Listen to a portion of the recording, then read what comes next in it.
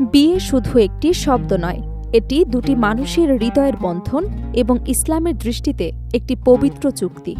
আর এই চুক্তির অন্যতম গুরুত্বপূর্ণ অংশ হল দেনমোহর।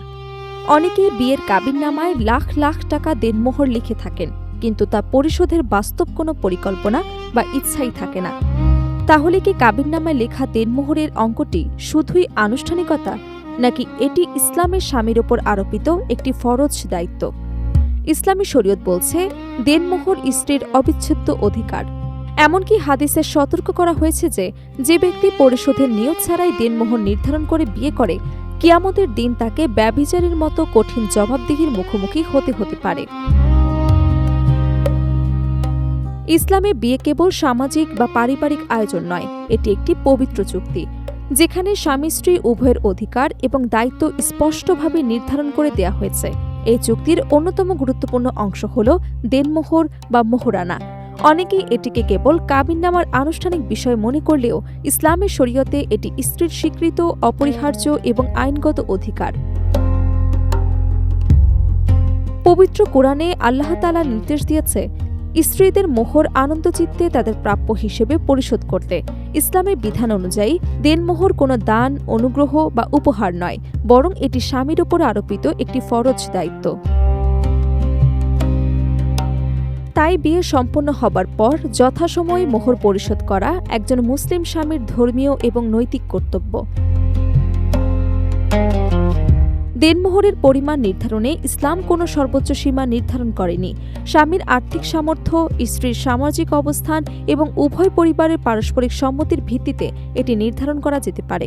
তবে ইসলামী ফিকহ অনুযায়ী এটি এমন হওয়া উচিত যা বাস্তবসম্মত এবং পরিশোধ করা সম্ভব। হানাফি মাযহাবের মতে দেনমোহরের সর্বনিম্ন পরিমাণ 10 দিরহাম, যা প্রায় 30.618 গ্রাম রূপার সমমূল্যের সমপরিমাণ। বর্তমান সমাজে অনেক ক্ষেত্রেই সামাজিক মর্যাদা প্রদর্শন বা লোক দেখানোর উদ্দেশ্যে কাবিননামায় অস্বাভাবিক পরিমাণ দেনমোহর নির্ধারণ করা হয়, কিন্তু বাস্তবে সেই অর্থ পরিশোধের কোনো প্রস্তুতি বা আন্তরিক ইচ্ছে থাকে না।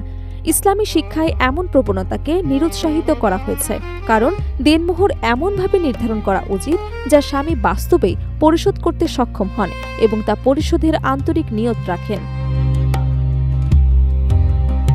এ বিষয়ে মহানবী হযরত মুহাম্মদ সাল্লাল্লাহু আলাইহি ওয়াসাল্লাম কঠোর সতর্কবার্তা দিয়েছেন।